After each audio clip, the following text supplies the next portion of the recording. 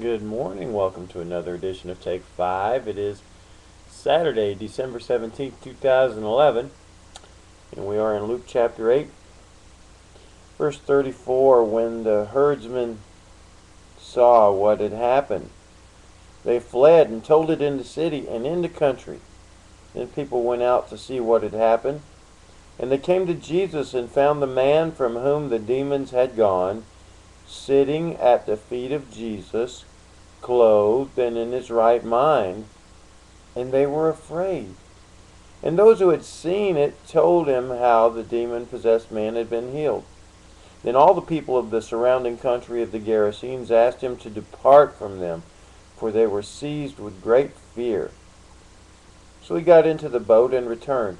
The man from whom the demons had gone begged that he might be with him, but Jesus sent him away, saying, "Return to your home and declare how much God has done for you."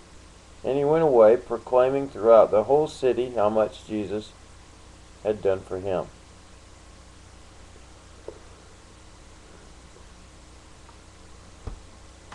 So the herdsmen show up. Now you've got to understand, Jesus had just killed their pigs.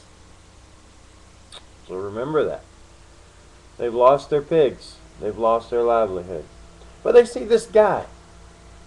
And now he looks normal for the first time ever. And they're afraid. See, sometimes change scares people. And this scared them.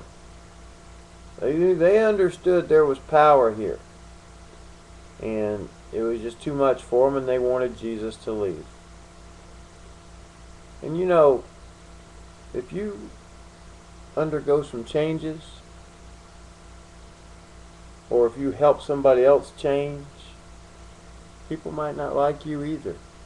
They might want you to leave. So just, if people aren't, if the whole crowd doesn't like you a whole lot, it doesn't mean you're doing something wrong. It might mean you're doing something right. Jesus said, "Woe to you if all men speak well of you." And certainly this crowd did not speak well of Jesus. They wanted him to leave. That's because Jesus was doing something right. But now look at the guy. The guy's all better, and he's wanting to go with Jesus. And I think that's a great heart. You should always want to go with Jesus. You should want to be a disciple. However, you got to be willing to accept whatever Jesus' plan is for you. And Jesus' plan for this guy was to go back to his home and tell everybody what had happened. You know, he had his 12 disciples. He didn't want a 13th disciple, so he told the guy to go home. And maybe you're not doing exactly what you want to do in God's kingdom. Maybe you think you should be doing something else, but God's got you doing this particular thing. Hey, have a great attitude about whatever God's got you doing. He's in control. He knows what's best for you.